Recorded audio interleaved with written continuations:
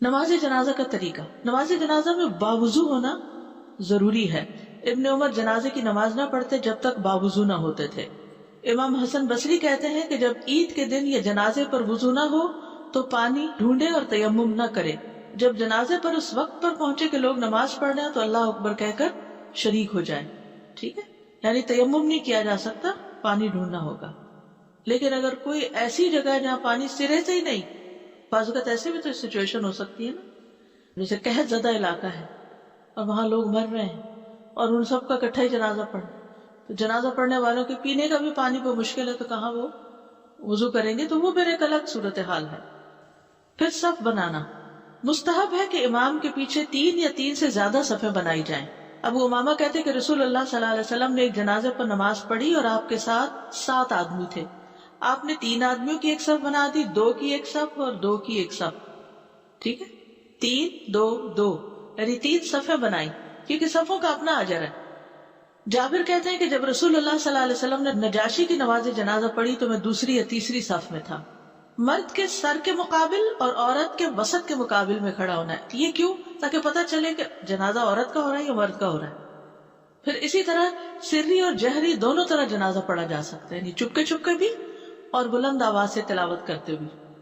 اور اس میں یہ ہے کہ جنازہ کی نماز میں سنت یہ ہے کہ پہلی تکبیر کے بعد سورۃ الفاتحہ آہستہ پڑھے، پھر 3 تکبیریں کہے اور آخری تکبیر کے بعد سلام پھیر دے. اسی طرح ایک اور طریقہ ہے، ابن عباس کے پیچھے طلحہ نے نماز جنازہ پڑھا. انہوں نے سورۃ الفاتحہ اور ایک سورت پڑھی، یعنی خالی سورۃ الفاتحہ بھی ہو سکتی ہے اور فاتحہ اور سورت بھی، اور دونوں بلند آواز سے پڑھی حتیٰ کہ میں سنائی دی. جب وہ فارغ ہوئے تو میں نے ان کا ہاتھ پکڑا اور ان سے اس کے بارے میں پوچھا تو انہوں نے فرمایا یہ سنت اور حق ہے. تو صحابہ جس کو سنت کہیں وہ پھر سنت ہوتی ہے. اسی طرح نماز جنازہ کی 4 تکبیریں ہیں. رسول اللہ صلی اللہ علیہ وسلم نے نجاشی کی وفات کی خبر اسی دن دی جس دن اس کی وفات ہوئی تھی. آپ کو وحی کے ذریعے بتا دیا گیا، تو آپ نے بتا دیا کہ نجاشی فوت ہو گیا. پھر آپ نماز پڑھنے کی جگہ گئے اور لوگوں کے ساتھ صف باندھ کر جنازے کی نماز میں 4 تکبیریں کہیں. ٹھیک ہے، اب یہ 4 کس طرح، ابھی آگے تفصیل آئے گی.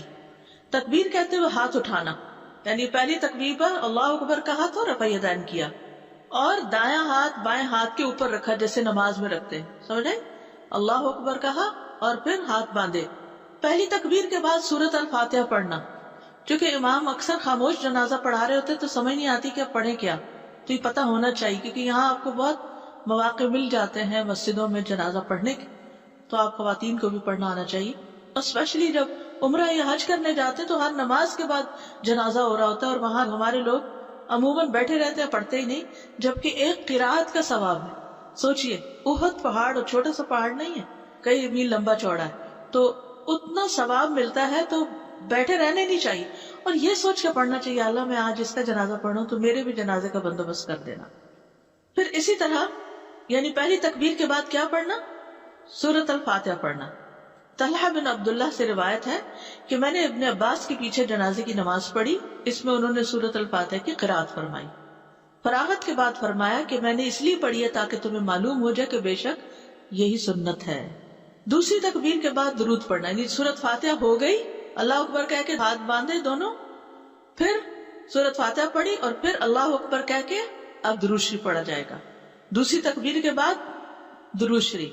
نبی صلی اللہ علیہ وسلم کے صحابہ میں سے ایک صحابی سے مروی ہے کہ نماز جنازہ میں مسنون یہ ہے کہ امام تکبیر کہے، پھر پہلی تکبیر کے بعد سری طور پر سورۃ فاتحہ پڑھے، پھر نبی صلی اللہ علیہ وسلم پر درود پڑھے، پھر ہاتھ اٹھائے اللہ اکبر.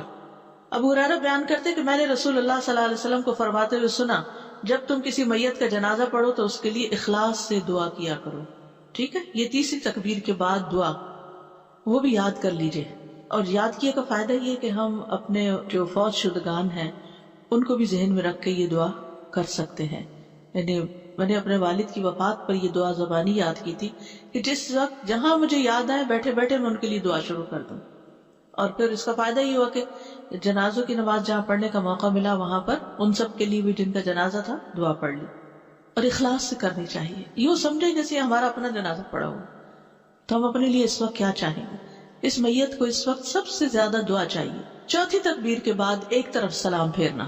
ابو امامہ سے روایت ہے کہ نماز جنازہ میں سنت یہ ہے کہ پہلی تکبیر کے بعد سورۃ الفاتحہ آہستہ پڑھے، پھر 3 تکبیریں کہے اور آخری تکبیر کے بعد سلام پھیر دے. دونوں طرف بھی سلام پھیرا جا سکتا ہے، یعنی اس میں وسعت ہے.